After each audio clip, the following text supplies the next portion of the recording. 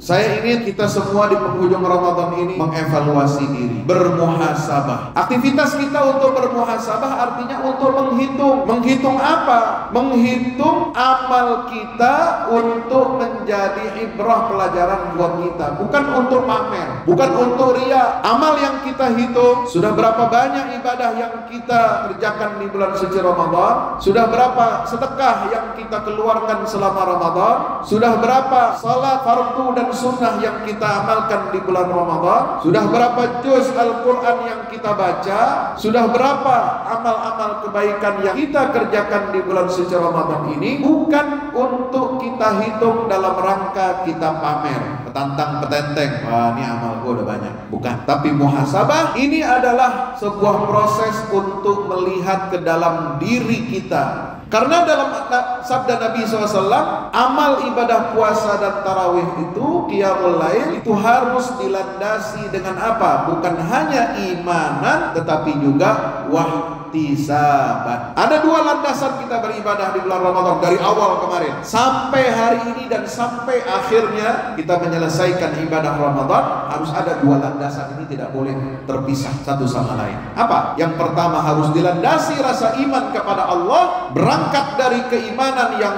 kuat, berangkat dari keimanan sebagai bentuk ketaatan kita kepada Allah Subhanahu wa ta'ala. Dan yang kedua adalah wahtisaban. Kita perlu aktivitas untuk menghitung. Menghitung bagaimana? Karena amal ibadah puasa ini, kata Allah dalam hadis qudsi yang disampaikan oleh Nabi kita Muhammad SAW, bahwa semua amal yang dilakukan oleh anak Adam itu adalah untuk dirinya, kecuali ibadah puasa. Kenapa kata Allah puasa itu dikecualikan dari amalnya anak Adam? Karena ibadah puasa itu ditujukan untuk aku, dan aku sendiri yang akan membalasnya, aku sendiri yang akan menghitungnya, aku sendiri yang akan memberikan ganjaran pahalanya. Kenapa ibadah puasa ini istimewa? Kenapa sampai Allah sendiri yang langsung menghitung dan memberikan ganjarannya kepada orang-orang yang berpuasa langsung, bukan kepada malaikat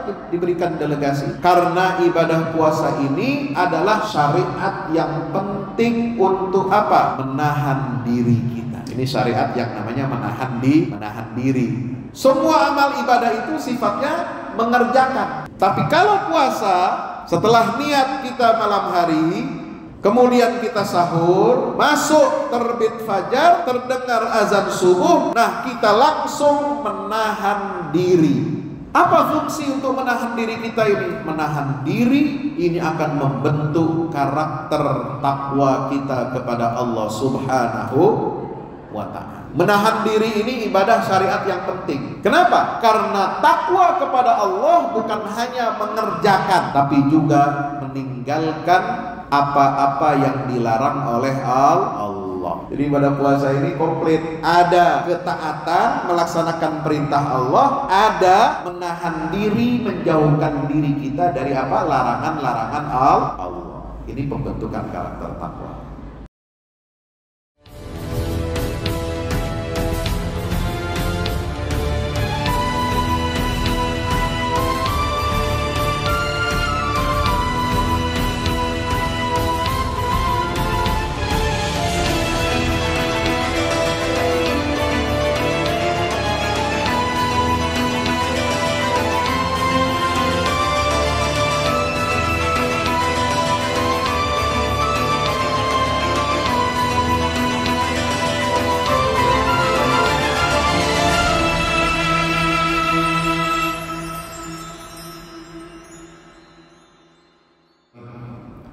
Bismillah, walhamdulillah, wassalatu wassalamu ala rasulillah, Sayyidina Muhammad ibn Abdillah, wa ala alihi wa ashabihi wa man tabi'ahu wa nasarahu wa wala. La hawla wa la quwwata illa billah.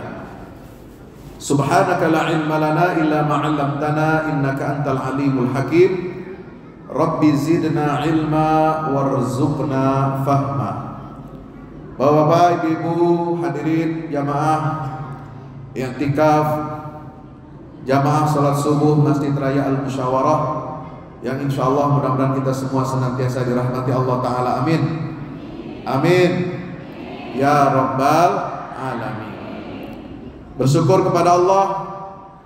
Marilah senantiasa kita ucapkan Alhamdulillah.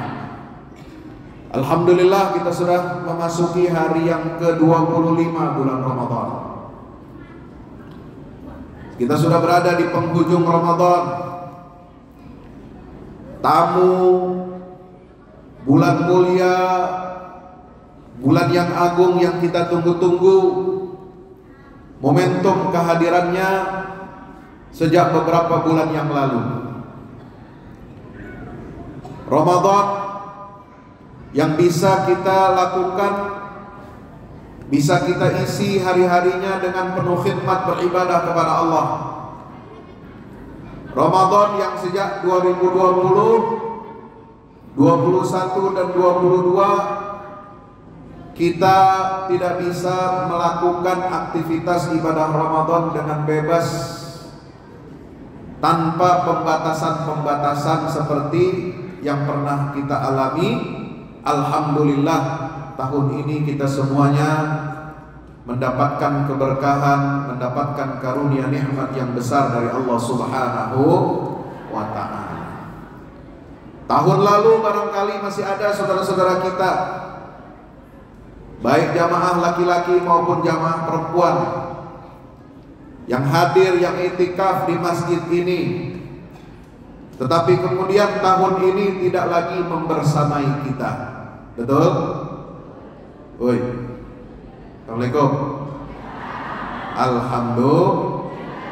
Mudah-mudahan kita semua senantiasa diberikan kesehatan, panjang umur dalam taat kepada Allah. Amin ya Rabbal Alamin. Karena ibadah di bulan Ramadan adalah sebuah kenikmatan yang tidak bisa kita rasakan di bulan-bulan yang lain. Kenapa?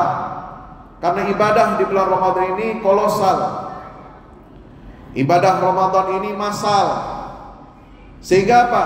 Ada kebersamaan, ada spirit untuk berjamaah. Sebab kalau kita ibadah sendiri, itu belum tentu khusyuk, belum tentu mantap, belum tentu gembira. Maka alhamdulillah Allah hadirkan ibadah Ramadan tahun ini, kita dapat merasakan kebersamaan dalam suasana kita berjamaah. Mudah-mudahan kita tidak hanya berjamaah di Masjid Raya Al-Musyawarah, tidak hanya berkumpul di dunia, tapi juga nanti kita akan kumpul reuni kembali di dalam surganya Allah. Amin ya Rabbal Alamin. Mari kita berselawat salam kepada baginda kita, junjungan kita semuanya, tauladan kita, yaitu Nabi kita Muhammad sallallahu alaihi wasallam. Semoga Allah melimpahkan karunia rahmatnya kepada beliau, kepada seluruh keluarga beliau, kepada para sahabatnya dari masa beliau hingga akhir zaman. Amin ya Rabbal Alamin. Hadirin yang dimuliakan Allah Subhanahu wa taala, saya ingin kita semua di penghujung Ramadan ini mengevaluasi diri, bermuhasabah. Apa itu muhasabah? Muhasabah itu dari kata hisab. Hisab itu artinya menghitung. Menghitung itu ada unsurnya. Apa unsurnya? Tambah, kurang, kali, bagi. Betul? Betul. Ya, kalau kita menghitung itu ada minimal 4 yang kita hitung. Nambah 1 tambah 1 berapa? 5 kali 5 tambah 2 kurang 10 kurang 8 2 ya. 5 kali 2 10, bagi 10 bagi 2 5. Aktivitas kita untuk bermuhasabah artinya untuk menghitung. Menghitung apa? Menghitung amal kita untuk menjadi ibrah, pelajaran buat kita, bukan untuk pamer, bukan untuk riya. Amal yang kita hitung, sudah berapa banyak ibadah yang kita kerjakan di bulan suci Ramadan? Sudah berapa sedekah yang kita keluarkan selama Ramadan? Sudah berapa salat fardu dan sunnah yang kita amalkan di bulan Ramadan? Sudah berapa juz Al-Quran yang kita baca? Sudah berapa amal-amal kebaikan yang kita kerjakan di bulan suci Ramadan ini? Bukan untuk kita hitung dalam rangka kita pamer, bukan pula untuk petantang petenteng, wah ini amal gue udah banyak, bukan. Tapi muhasabah ini adalah sebuah proses untuk melihat ke dalam diri kita. Karena dalam sabda Nabi SAW, amal ibadah puasa dan tarawih itu, qiyamul lail, itu harus dilandasi dengan apa? Bukan hanya imanan, tetapi juga wahtisaban. Ada dua landasan kita beribadah di bulan Ramadan dari awal kemarin sampai hari ini dan sampai akhirnya kita menyelesaikan ibadah Ramadan. Harus ada dua landasan ini, tidak boleh terpisah satu sama lain. Apa? Yang pertama, harus dilandasi rasa iman kepada Allah, berangkat dari keimanan yang kuat, berangkat dari keimanan sebagai bentuk ketaatan kita kepada Allah Subhanahu wa ta'ala. Dan yang kedua adalah wahtisaban. Kita perlu aktivitas untuk menghitung. Nah, itu dari kata hisab. Ihtasaba yahtasibu ihtisaban. Hasaba yuhasibu muhasabatan. Hasaba yahsubu hisaban. Itu sama-sama artinya menghitung. Pengertian dasar dari kalimat hisab. Menghitung bagaimana? Karena amal ibadah puasa ini, kata Allah dalam hadis qudsi yang disampaikan oleh Nabi kita Muhammad SAW, kullu amal ibni adam lahu illa shaum fa innahu li wa ana ajzi bihi. Bapak Ibu yang dirahmati Allah Subhanahu wa taala, Nabi SAW menyatakan dari Allah Subhanahu wa ta'ala. Ini hadis qudsi dari siapa? Dari Allah, bahwa semua amal yang dilakukan oleh anak Adam itu adalah untuk dirinya. Dia kerjakan untuk maslahat dirinya, illa shaum, kecuali ibadah puasa. Kenapa kata Allah puasa itu dikecualikan dari amalnya anak Adam? Fa innahu li, karena ibadah puasa itu ditujukan untuk aku, insya Allah. Wa ana ajzi bihi, dan aku sendiri yang akan membalasnya, aku sendiri yang akan menghitungnya, aku sendiri yang akan memberikan ganjaran pahalanya. Alhamdulillah. Maka shaimin dan shaimat, orang-orang yang berpuasa senantiasa apa? Dalam ibadah puasa Ramadan ini selalu merasa dihitung oleh Allah langsung.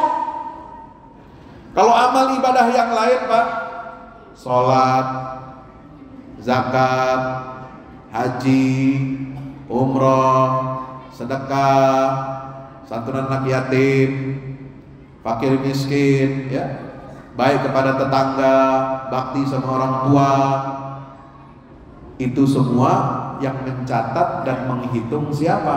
Malaikat. Insya, itu semua amal itu malaikat yang hitung. diberikan tugas oleh Allah untuk menghitung amal anak Adam, mencatat amal anak Adam ini. Tapi puasa tidak diberikan catatan amal itu kepada siapa? Malaikat. Puasa itu yang menghitung, mencatat langsung ibadah kita, apakah diterima atau tidak, langsung oleh Allah Subhanahu wa ta'ala. Ini bedanya, Pak. Sampai sini paham? Paham? Apa bedanya puasa dengan ibadah-ibadah yang lain? Paham? Karena apa? Allah sendiri yang langsung mencatatnya.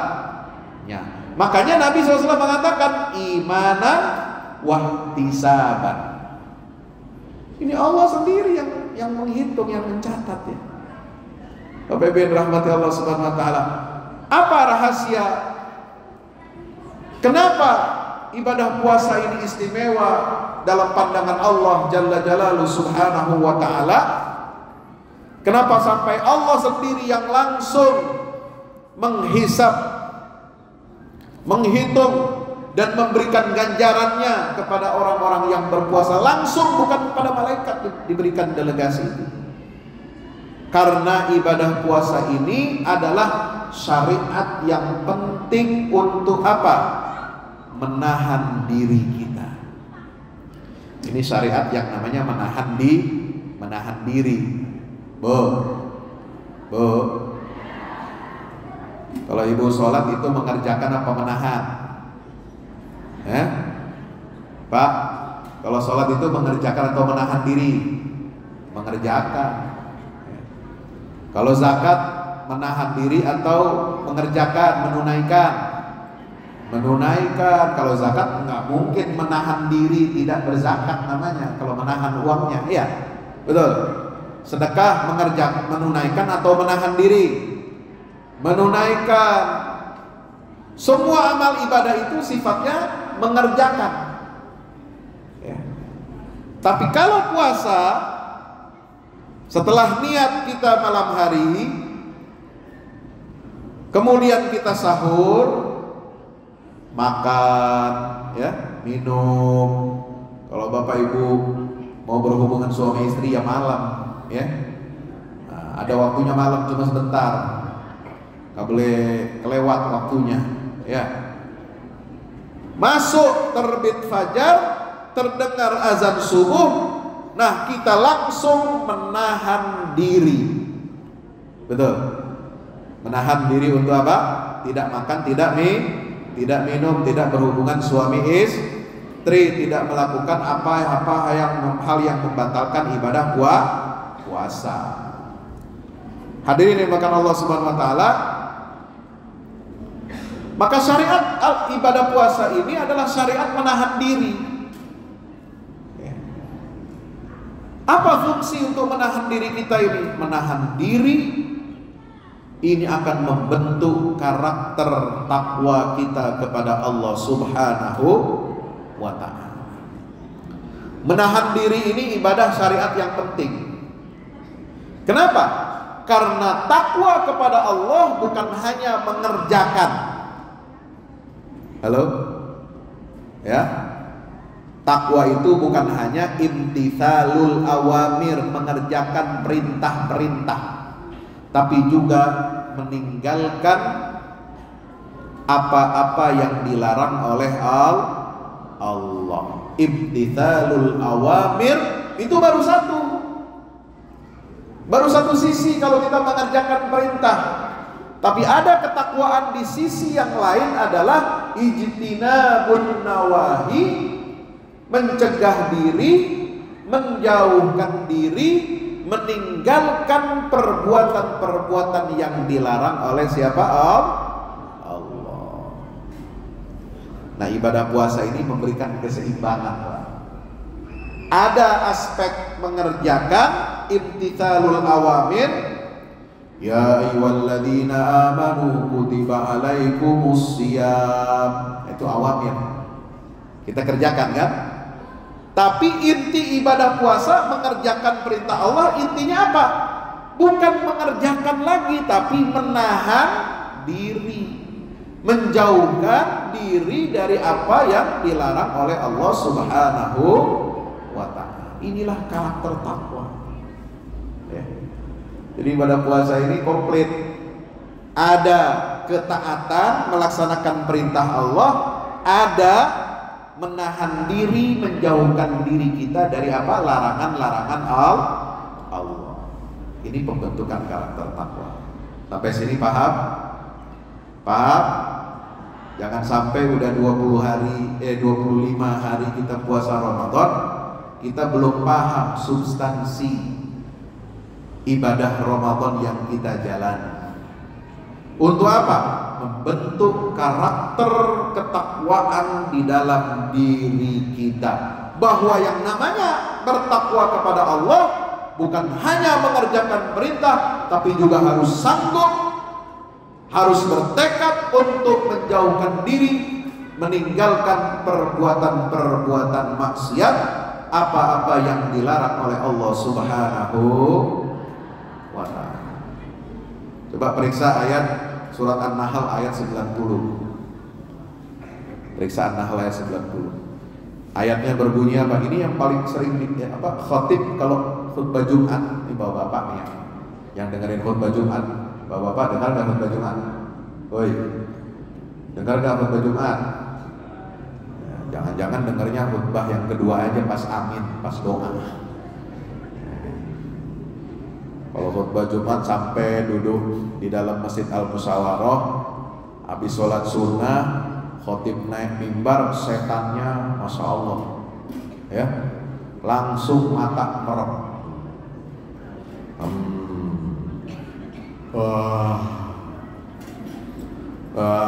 Nyender, terus terlelap. Apalagi kalau khotibnya santai, pelan dia khutbahnya, udah ke bawah arus itu. Tahu-tahu amin, Allahumma ighfir lil muslimina wal muslimat, amin. Bangun dia. Dia bilang ini khotib kagak memenuhi syarat khutbah dua kali. Ya, bukan khotibnya yang salah, ente yang kagak dengar ya. Ini yang sering dibaca para khotib. Kalau di penghujung khutbah kedua, ayat innallaha ya'muru bil 'adli wal ihsan wa ita'i dzil qurba wa yanha 'anil fahsya'i wal munkari wal baghi ya'izukum la'allakum tadhakkarun. Di situ ada perintah, ada larang. Sungguhnya Allah memerintahkan siapa? Seluruh kaum muslimin dan muslimat, seluruh orang-orang yang beriman kepada Allah diperintahkan untuk apa? Bil adli, satu, untuk berbuat adil. Loh, kok nggak disuruh perintah mengerjakan sholat? Kok nggak disuruh zakat? Kok nggak disuruh haji? Kok nggak disuruh puasa? Tapi Allah perintahkan adalah innallaha ya'muru bil 'adli wal ihsan. Allah perintahkan kita berbuat adil. Berarti ini apa? Ibadah sosial. Kalau sholat, zakat, puasa, haji, umroh, sedekah, baca Quran, berselawat, itu ibadah mahdhah. Maka yang diperintahkan di dalam ayat itu surat An-Nahl 90, ibadah mahdhahnya sudah beres, sudah kelar, harus kita tegakkan ibadah-ibadah yang bersifat sosial, yang bersifat kolektif untuk kehidupan kemaslahatan hidupnya umat apa ibadah sosial? Berbuat adil. Maka kita harus mencari pemimpin yang adil. Kita harus menegakkan sistem pemerintahan yang adil kepada rakyat. Ini perintah Allah. Wal ihsan, Allah perintahkan kita untuk berbuat ihsan. Ihsan itu apa? Berbuat baik.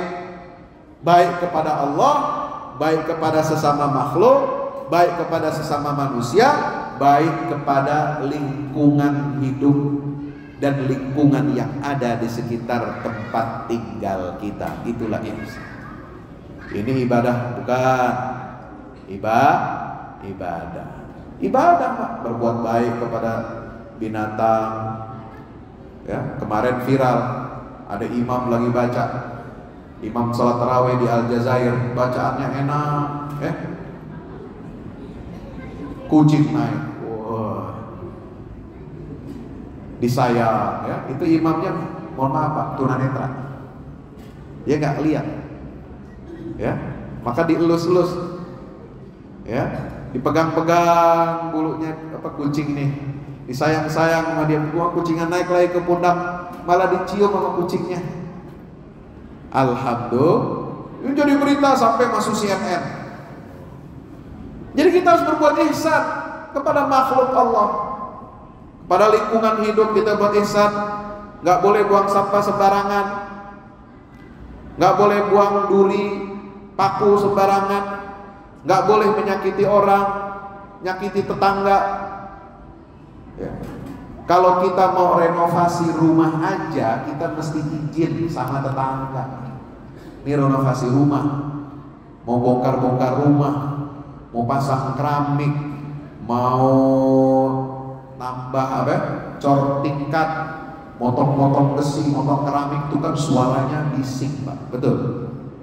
Woi, halo, mau ente tinggal di komplek, mau kagak di komplek, itu harus ya beritahu tetangga, ini adab. Motong kayu itu kan berisik, betul? Pakai gerinda, ya. Motong besi berisik tuh, motong keramik berisik, bising itu polusi, ya. Maka jangan bikin pabrik, workshop di tengah lingkungan perumahan. Orang pengen hidup tenang, jangan pakai ada suara-suara bising. Itu zalim. Kalau kita yang bosnya, yang punya pabrik, tinggalnya enak, tenang, damai, kagak ada suara-suara. Lalu bikin pabrik, workshop di tengah pemukiman penduduk yang bikin bising dan bikin kesal orang banyak. Zalim tidak? Zalim tidak? Mau enaknya doang tinggal tempat yang sepi, tapi dia bikin pabrik di tempat di tengah pemukiman penduduk, nggak boleh. Makanya ada aturan kan, dilarang jadikan rumah sebagai tempat usaha, apalagi di tempat komplek perumahan. Itu tujuannya apa? Supaya tidak bikin bising, supaya tidak bikin ribet masyarakat. Kalau di situ nanti banyak parkir mobil gede-gede, mobil ekspedisi dan sebagainya, ini bisa membuat ketidaknyamanan bagi masyarakat. Adil, ihsan itu penting. Wa ita'idil qurba, dan memberikan nafkah kepada kerabat yang membutuhkan. Ini penting. Tapi di sisi lain Allah Ta'ala mengatakan wa yanha 'anil fahsya'i wal munkari wal baghi. Allah melarang perbuatan fahsya, perbuatan fahisyah, perbuatan keji. Perbuatan keji di sini spesifik dalam ajaran Islam, yaitu apa? Perbuatan yang melanggar norma-norma susila. Perzinahan. Apakah perzinahan dengan lawan jenis ataupun dengan sesama jenis? Woi, yang namanya perzinahan zaman sekarang bukan cuma laki perempuan. Oh no. Ada. Yang berzina sekarang bukan cuma laki-laki sama perempuan, tapi perzinahan sekarang udah lelaki sama lelaki, perempuan sama perempuan. Berzina itu jatuhnya, itulah yang disebut dengan fahsya, perbuatan keji. Wal mungkar, perbuatan yang mungkar. Kemungkaran apa? Kemungkaran dalam lingkungan hidup, kemungkaran dalam pemerintahan, kemungkaran dalam bidang sosial, kemungkaran dalam ekonomi, itu mungkar namanya. Ya. Kalau perbuatan dosa kita tidak sholat, itu juga mungkar. Kalau dosa kita meninggalkan ibadah puasa Ramadan, itu juga mungkar. Dosa kita tidak berzakat, itu juga kemungkaran. Dosa bagi orang yang mampu tapi tidak mau dia menunaikan ibadah haji, itu juga kemungkaran. Dosa pemimpin yang berbuat zalim, itu mungkar namanya. Dosa orang yang mengumbar aurat, itu juga mungkar. Dosa orang yang memamerkan auratnya, itu kemungkaran. Dosa orang yang bagaimana? Yang mempromosikan, mengkampanyekan kesesatan-kesesatan, itu juga namanya mungkar. Maka ini dilarang oleh Allah Subhanahu wa ta'ala. Wal baghi itu artinya apa? Kezaliman, permusuhan. Nah, ini makanya ibadah puasa ini menggabungkan antara apa? Perbuatan dan menahan diri. Maka itu Bapak Ibu rahmati Allah, kita belajar di bulan suci Ramadan ini untuk menjadi apa? Pertama, untuk kita menjadi orang yang zuhud kepada dunia.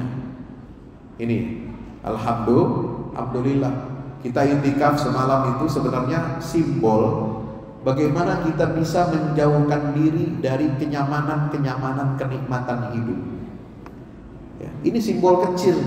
Iktikaf itu kita biasanya tidur di rumah kita, tempat tidur mewah, ruang tidur yang ber-AC, yang semua fasilitasnya ada, tinggal suruh, tinggal pencet, tinggal ini dilayani, ini dan sebagainya. Tapi kalau orang beriktikaf, dia jauhi tempat tidur, kasurnya yang empuk. Dia tidak mendapatkan fasilitas sebagaimana dia dapat fasilitas di rumahnya sendiri. Dia hadir di masjid iktikaf dengan cara hidup, memilih pola hidup yang sederhana. Tidur cuma beralaskan karpet, ini juga udah bagus. Betul? Ada kipasnya, ada AC-nya, udah bagus.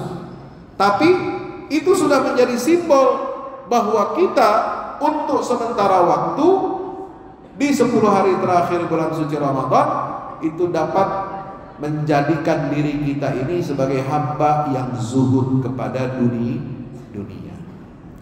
Puasa, siang hari kita nggak makan, nggak minum, padahal makanan ada banyak di rumah, padahal minuman ada macam-macam minuman di kulkas di rumah. Tidak kita berhubungan intim suami istri, padahal itu halal di luar waktu kita berpuasa. Kenapa? Ini adalah cermin agar kita senantiasa apa? Bisa bersikap zuhud kepada dunia. Dan itu berhasil kita buktikan. Hidup kita jadi apa? Seimbang. Hidup kita jadi apa? Tidak berlebih-lebihan kepada dunia. Puasa itu mengajarkan itu semua. Hadirin yang dimuliakan Allah Subhanahu wa taala, maka Nabi sallallahu alaihi wasallam mengajarkan kepada kita tentang hakikat dunia ini. Ya, apa hakikat dunia? Kata Nabi SAW, pernah beliau masuk ke dalam pasar. Ya, Nabi inspeksi pasar. Beliau ingin menguji orang-orang yang di pasar ini sikapnya kepada dunia itu seperti apa. Karena biasanya orang kalau di pasar sibuk dengan dunia. Orientasinya orientasi dunia. Ya. Nabi masuk ke dalam pasar. Lalu beliau melewati bangkai anak kambing. Ada anak kambing, tahu anak kambing? Ya, yang sering kita makan. Kalau makan sate, maunya yang empuk ya. Itu sate apa namanya? Ya, di bawah 5 bulan kambing ya. Masih kecil. Dan ini sudah mati, jadi bangkai. Bangkai anak kambing yang kupingnya kecil. Lalu kemudian Nabi angkat. Nabi bawa sambil memegang kupingnya. Lalu beliau bertanya kepada orang-orang yang di pasar, siapa di antara kalian yang ingin membeli bangkai ini seharga 1 dirham? Ya, 1 dirham. Siapa di antara kalian yang mau beli bangkai kambing ini seharga 1 dirham? Orang-orang menjawab, tidak ada ya Rasulullah, kami tidak ingin beli bangkai dengan harga 1 dirham. Loh, bangkai kok dibeli? Dikasih aja kita kagak mau. Betul? Kira-kira ada nggak di sini jamaah yang mau ngambil bangkai kambing terus mau dibikin sate? Ada nggak? Nggak ada. Haram kita makan, betul? Ya. Apalagi kalau disuruh bayar, gratis aja ogah. Ya. Paling kasihlah buat makanan apa? Buat makanan dipotong-potong kecil, buat makanan kucing, buat makanan apa gitu kan, binatang-binatang yang lain. Tapi kalau untuk dibawa sendiri kita beli itu nggak mungkin. Baik kata Rasulullah, kalau kalian nggak mau beli dengan harga 1 dirham bangkai ini, saya berikan gratis untuk kalian. Adakah yang mau mengambil? Apa jawaban orang-orang di pasar? Ya Rasulullah, demi Allah, jika kambing itu masih hidup, anak kambing ini masih hidup, seandainya kuping yang kecil itu adalah cacat, bagaimana pula dengan bangkainya? Gak ada orang mengambil, walaupun gratis. Maka Nabi SAW mengatakan, wallahi inna dunya la ahwanu ala Allahi min hadhihi. Demi Allah, sesungguhnya dunia ini lebih hina di mata Allah daripada bangkai itu. Berarti kalau kita hamba yang cinta kepada dunia, berarti kita suka dengan bangkai. Betul? Halo? Halo? Ada yang suka bangkai? Tiap hari tidur sama bangkai? Tiap hari ciumin bangkai? Ada? Tiap hari peluk bangkai? Ada? Ada. Kalau orang itu cinta kepada dunia, gila kepada dunia, tenggelam dalam urusan dunia, tidak peduli kepada akhirat, tidak peduli kepada perintah syariat Allah, tidak peduli, dia tidak mau meninggalkan larangan-larangan Allah, maka tiap hari dia hidup dengan bangkai. Kenapa? Karena harga dunia itu seluruhnya ini, seluruh bumi ini harganya di mata Allah lebih hina daripada bangkai. Ya. Yang suka ngumpulin emas puluhan kilo kemarin siapa itu? Ada? Korupsi ratusan triliun ada? Woi, itu hidupnya mau bangkai. Ya, hidupnya dengan bangkai tiap hari. Kenapa? Karena dia cium, dia peluk, ya, dia simpan sampai kagak, ya, nggak terdata itu, ya, simpannya di bunker, ya, sampai nggak terdata uang serinya, ya, pajaknya aja kagak ketahuan berapa itu, ya, berarti apa? Dia hidup dengan bangkai. Karena dunia ini lebih hina di mata Allah Subhanahu wa ta'ala, dalam pandangan Allah lebih hina daripada bangkai. Maka hati-hati. Kalau gitu Islam menjauhkan diri dari dunia Pak Ustadz? Enggak, dunia itu hanya alat, bukan tujuan. Maka puasa mengajarkan kepada kita menempatkan dunia ini pada tempatnya yang benar. Makan, perlu gak kita makan? Perlu, sekedarnya ketika kita buka puasa. Minum, perlu gak kita minum? Perlu.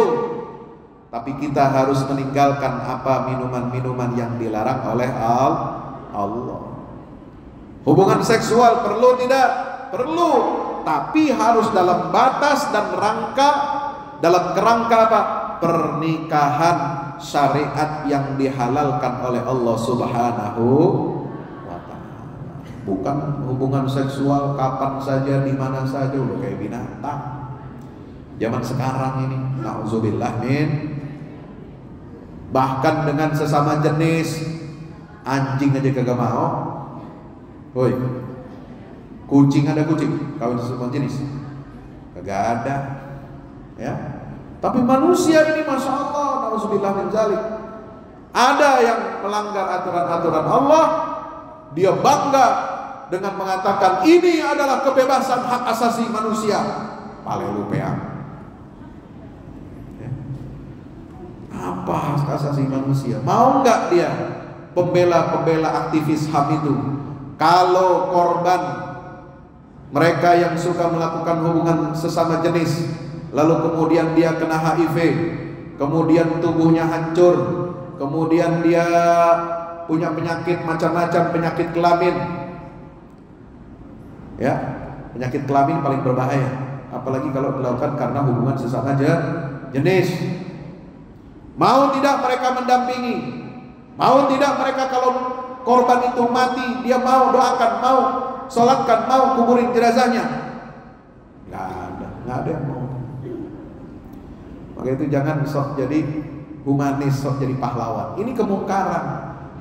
Kalau betul-betul membela kebebasan, kebaikan untuk manusia, maka berikanlah nasihat, berikanlah bimbingan, berikanlah peringatan agar mereka yang melakukan perbuatan fahsya, mungkar, baghi itu kembali ke jalan yang benar, kembali mereka bertaubat kepada Allah. Itu cara yang benar.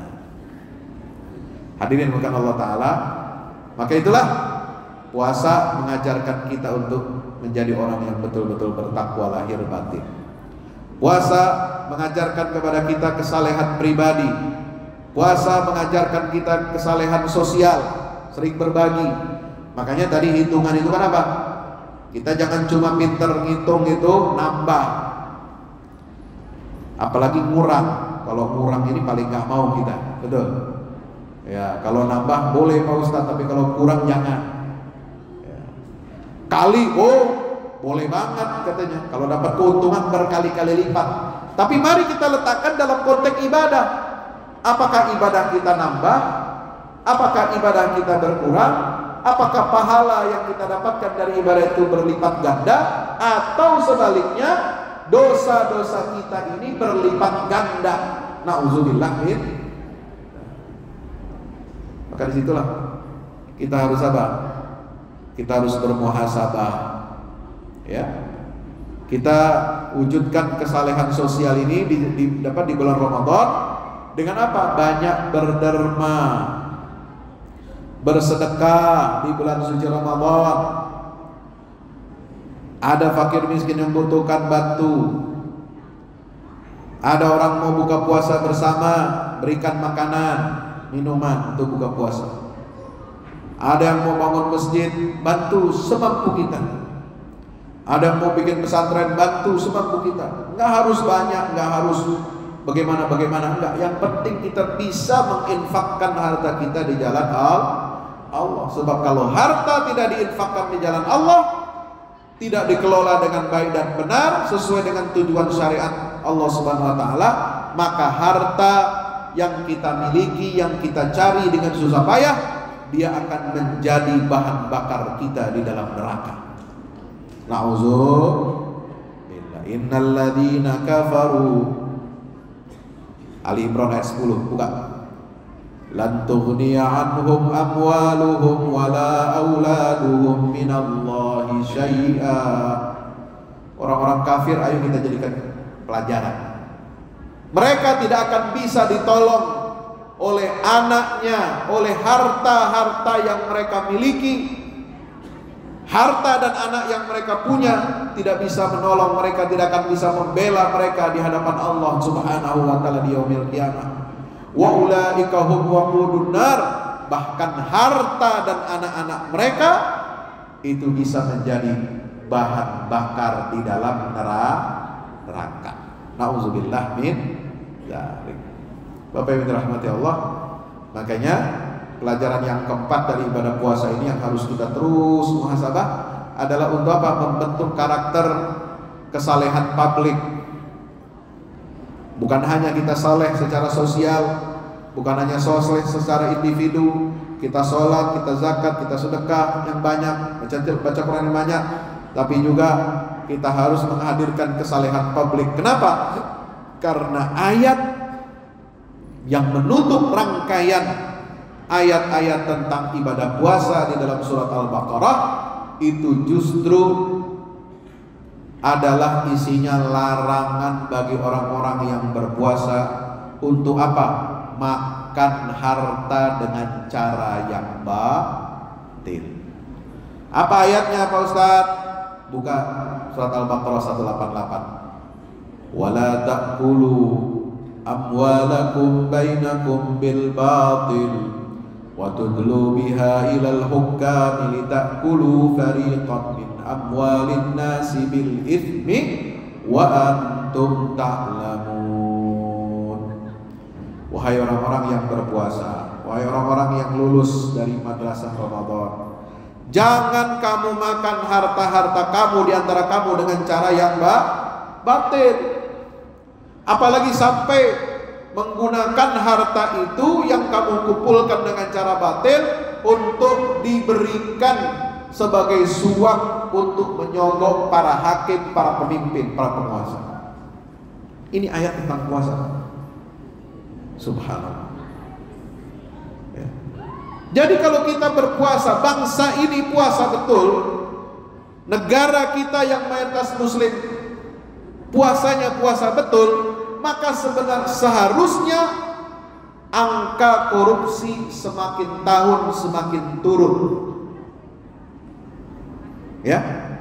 Tapi kenapa kita negara yang besar, negara yang beragama Islam ini tiap tahun berpuasa, tiap tahun pemerintah umumkan kapan awal puasa, kapan kita merayakan Idul Fitri, ada sidang isbatnya, ada ru'yat hilalnya. Tapi kenapa kondisi negara dan bangsa kita ini tidak bisa bebas dari korupsi? Padahal kita tiap tahun puasa, betul? Berarti puasa kita baru puasa individu, kesalehan kita baru kesalehan individu. Banyak orang bersedekah di bulan Ramadan, bagus. Banyak orang puasa qiyamul lail, i'tikaf Ramadan, bagus. Tapi puasa kita belum membentuk sebuah sistem kesalehan publik. Bagaimana akhlak dari ibadah puasa itu membentuk kita menjadi orang-orang yang anti korupsi. Mudah-mudahan kita semuanya dapat mewujudkan nilai-nilai kejujuran yang ada di dalam ibadah puasa. Jujur kita nggak makan nggak minum, jujur kita di hadapan Allah, puasa kita karena Allah, maka itu kita sanggup untuk menjauhi perbuatan-perbuatan yang tidak diridhai oleh Allah. Terakhir, ibadah Ramadan ini adalah dalam rangka kita mensyukuri nikmat turunnya Al-Quran.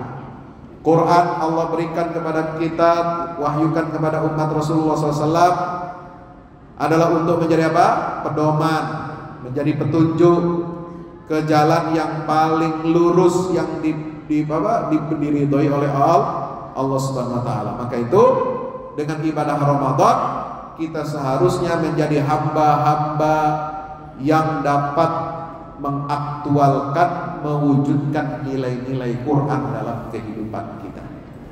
Kalau Al-Quran bilang A, ikut A. Al-Quran bilang B, ikut B. Al-Quran bilang halal, halal.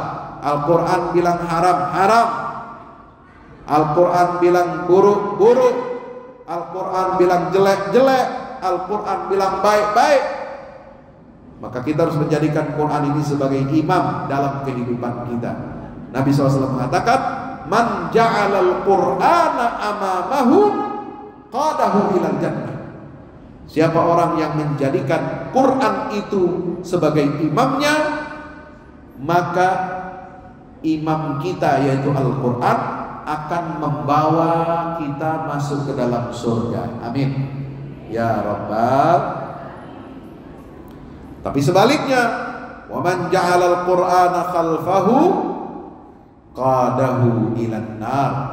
Siapa yang menjadikan Quran itu di belakangnya, kita belakangi Al-Quran, kita pantatin Al-Quran, ya, kita jadikan Quran itu ikut selera hawa nafsu kita, maka Quran akan mendorong orang itu, menjerumuskan orang itu masuk ke dalam neraka. Nauzubillah min zalik. Bapak yang dirahmati Allah, marilah kita senantiasa bermuhasabah. Sudahkah 5 tujuan ibadah Ramadan ini bisa kita wujudkan? Kita jadi hamba-hamba yang Qur'ani, hamba-hamba yang senantiasa komitmen kepada ajaran Quran, hamba-hamba yang komitmen kepada takwa kepada Allah. Insya Allah hidup kita akan penuh dengan keberkahan di dunia dan di akhirat. Amin ya Allah ya Rabbal Alamin. Aqulu qawli hadza astaghfirullah li wa lakum. Wassalamualaikum warahmatullahi wabarakatuh.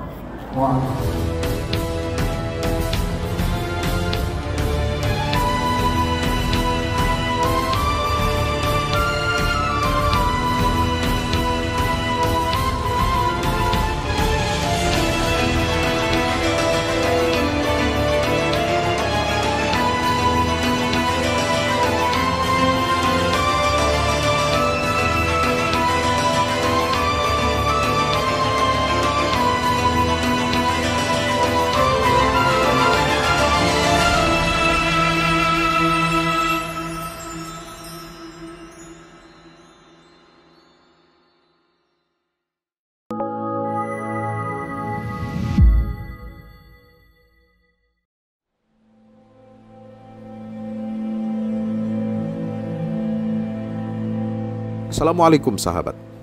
Dari 3 unsur yang ada pada manusia, yakni tubuh, akal, dan jiwa, yang lebih banyak diperhatikan oleh manusia umumnya adalah tubuh dan akal.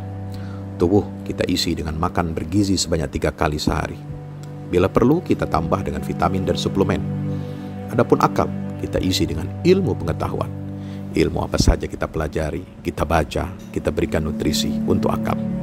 Akan tetapi kita abai dengan tidak memberikan nutrisi bagi jiwa. Padahal kualitas jiwa itulah yang menentukan mutu hidup kita, baik di dunia maupun terlebih lagi masa depan hidup kita di akhirat. Dan ajaran Islam memenuhi ketiga aspek itu. Iman untuk akal, Islam untuk tubuh, ihsan untuk mengisi jiwa yang kosong, mengisi nutrisi roh kita. Disinilah pentingnya tazkiyatun nufus. Belasan tahun lamanya Nabi Muhammad SAW mendakwahkan tazkiyatun nufus, penyucian jiwa kepada para sahabat. Sewaktu tinggal di Makkah, beliau membimbing dan membina keimanan para sahabat di rumah Arqam bin Abil Arqam. Di rumah itulah pusat pendidikan spiritual penyucian jiwa. Sayangnya, aktivitas inilah yang hilang di tengah muslimin.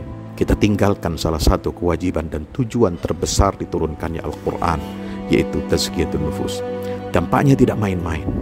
Kita pun dipandang sebagai umat yang lemah, tidak berwibawa, tanpa marwah, dan tidak dianggap memiliki kekuatan menggetarkan. Buku yang berada di tangan pembaca budiman ini ditulis dalam rangka menggerakkan aktivitas tazkiyatun nufus sebagai upaya menghadirkan perubahan yang revolusioner dalam arti sesungguhnya di negara kita dan bahkan dunia Islam. Disajikan dengan pembahasan yang argumentatif dan bahasa yang mudah dipahami, buku ini dihadirkan untuk mengingatkan setiap muslim agar bersungguh-sungguh membenahi karut-marut yang mendera bangsa dan negara tercinta ini. Dengan membaca dan merenungi kandungan buku ini, semoga kita bersama-sama terpanggil untuk memperbaiki diri kita, keluarga, masyarakat, dan tentunya bangsa dan negara Indonesia. Dan semua itu bermula dari penyucian jiwa kita. Wassalamualaikum warahmatullahi wabarakatuh.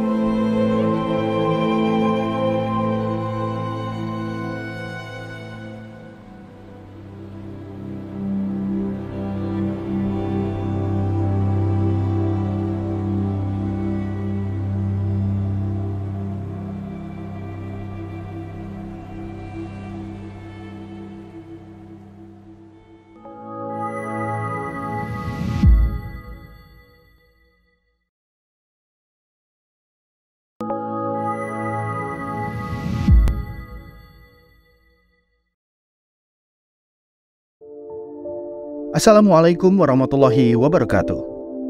Saudaraku, Anda bosan mendengar khutbah Jumat yang isinya soal ketakwaan tapi tidak jelas dan kurang menggugah? Jemu menyimak khutbah Jumat yang isinya mengingatkan kematian, tapi herannya malah bikin kita tidak tergerak berbuat baik. Atau jenuh menyimak khutbah Jumat dan memilih memejamkan mata, merehatkan diri alias tertidur saat khutbah Jumat. Kadang isi khutbah Jumat yang disampaikan sudah baik dan aktual, tetapi disajikan dengan kurang menarik, bikin bosan dan kantuk. Kadang cara penyajian khotib sudah komunikatif, tetapi materi khutbahnya itu-itu saja yang sering didengar jamaah. Kadang ada yang bagus temanya dan penyampaiannya, cuma sayang, khatib terlalu tendensius menyerang kalangan tertentu. Buku ini hadir untuk menawarkan khutbah yang menggugah sekaligus berpotensi mengubah jamaah. Makna dihadirkan, hikmah dikedepankan, sunnah khutbah pun diperhatikan. Disusun dengan bahasa santai lagi menggugah, bertutur lisan tapi tersaji secara sistematis. Buku ini layak dibaca untuk semua kalangan, yang ahli ataupun yang awam, yang bisa berkhutbah ataupun yang tengah belajar atau bahkan sekedar jamaah Jumat. Selain itu, buku ini merupakan asupan bergizi literasi generasi muda dalam menambah wawasan keislaman dan cara hidup berislam sesuai petunjuk Allah dan Nabi. Khutbah-khutbah Jumat penyucian jiwa bangsa ini hadir sebagai penawar bagi para khatib agar mampu tampil sebagai sosok yang bisa mencerahkan jamaah, menghadirkan hikmah di dada mereka selepas pulang dari sholat Jumat. Untuk selanjutnya, mereka merindukan momen di waktu-waktu berikutnya. Sebab itulah, khutbah Jumat memang harus disimak dengan jiwa merekah dan penuh nikmat.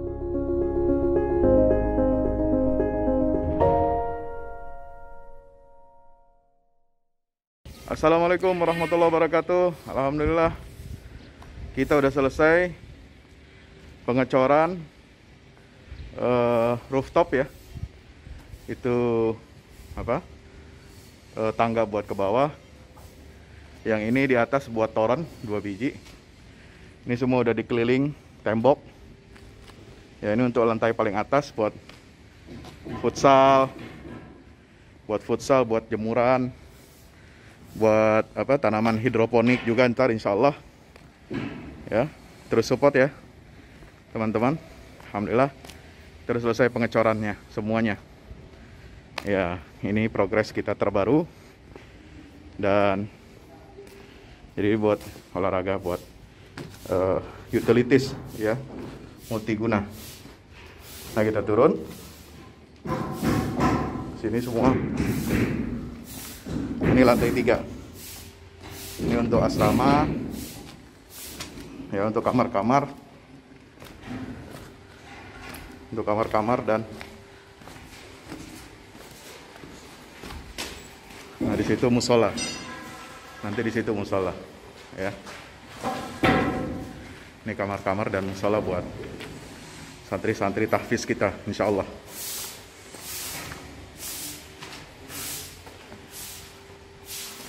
Nah, ini lantai 2 kita turun.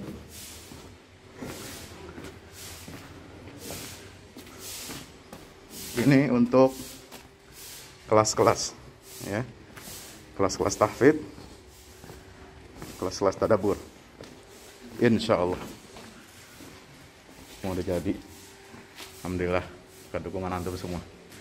Nah, tinggal ke bawah di sini buat aula. Aula semua di sini ya. Mohon doanya terus. Mudah-mudahan berkah. Mudah-mudahan cepat jadi finishing. Kira-kira finishingnya ini butuh 1,5 M lagi ya. Mudah-mudahan. Al-Fatihah.